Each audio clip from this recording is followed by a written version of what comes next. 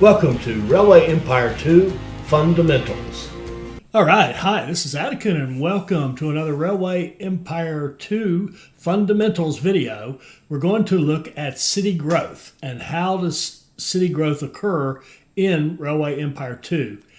And let me start with, for those of you who have such short attention spans that a TikTok video is too much for you, here's all you need to know.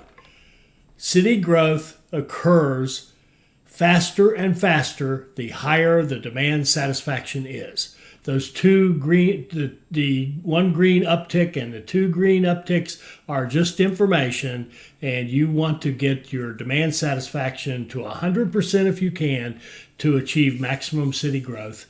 There you go. You may go. All right, those of you who can hang in there a little bit longer, let's look at some incredible research done by Bla Razor, our buddy Bla Razor, who we all know is a tremendous player. He has gone out and investigated city growth and discovered first that little truth I just gave, that the higher the demand satisfaction, the quicker the rate of growth. He's gone and documented some of those rates of growth and come up with some observations that are really worth going into. We already know this one. The growth scales linearly with higher satisfaction. Get your satisfaction as high as you can get it. The higher the population is when you keep growing, like over 120K, the percent of growth deteriorates, but the actual population you gain is even more because of the city size. You're adding a smaller percent to a bigger number, so you just keep growing and growing. It takes you a while to get up to 100%. We've seen that.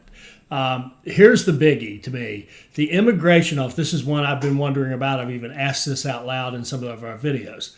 Some of our Let's Learn Railway Empire 2 Together videos. The immigration office you should get that as soon as you can, and you should keep it all the way up to you replace it with a university, provided you can keep your demand satisfaction over 60% so that you do have city growth. So if you have some city growth at 60, say 61%, and you can add an immigration office, and that will make everything grow faster all the way up to the university at 100K, at that 100K limit where you have to put the university in to allow it to keep growing past that. You would use the library for a very special case if I can't quite keep 60%, I still want to get growth.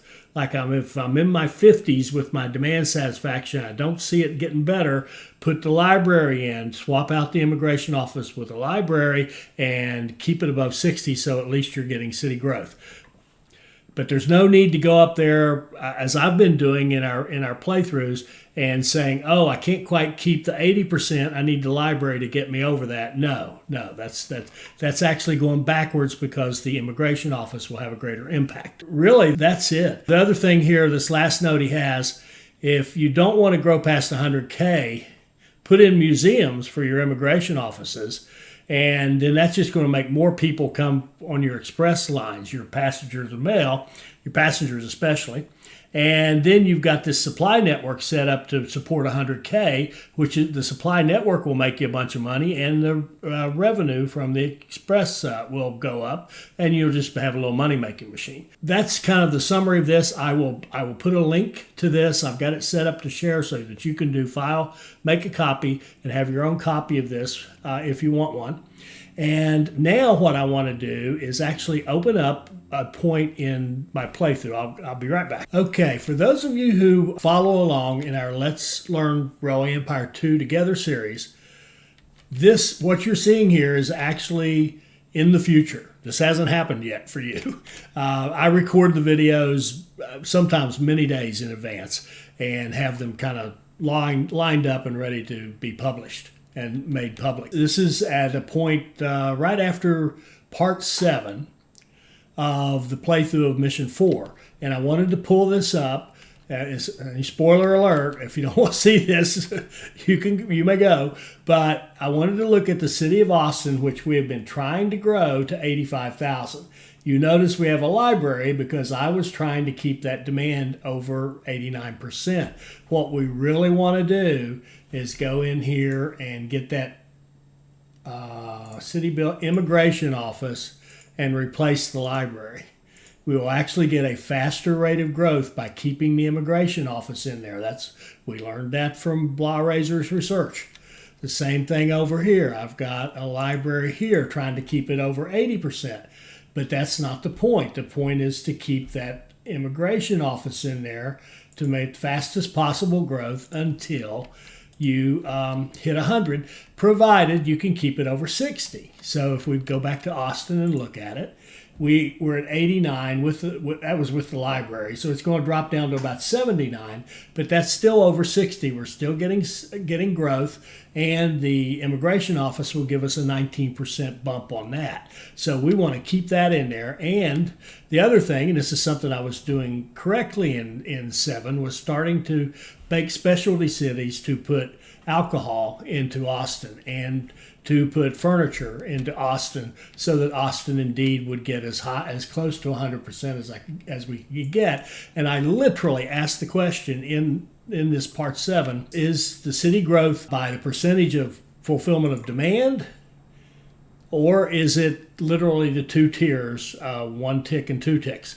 And Bla Razor sent me his research right after I made this particular video, which was the end of part 7. It's going to change the way we play it. And in fact, when I go back into part 8, you'll see me make these changes and reference back to the video you're watching now. So try not to be confused as we do a little time travel. All right, I think that'll do it. I think that's a tremendous thing to know. And again, probably I was being a smart ass with the TikTok reference, but honestly, the TikTok thing's all you really need to know.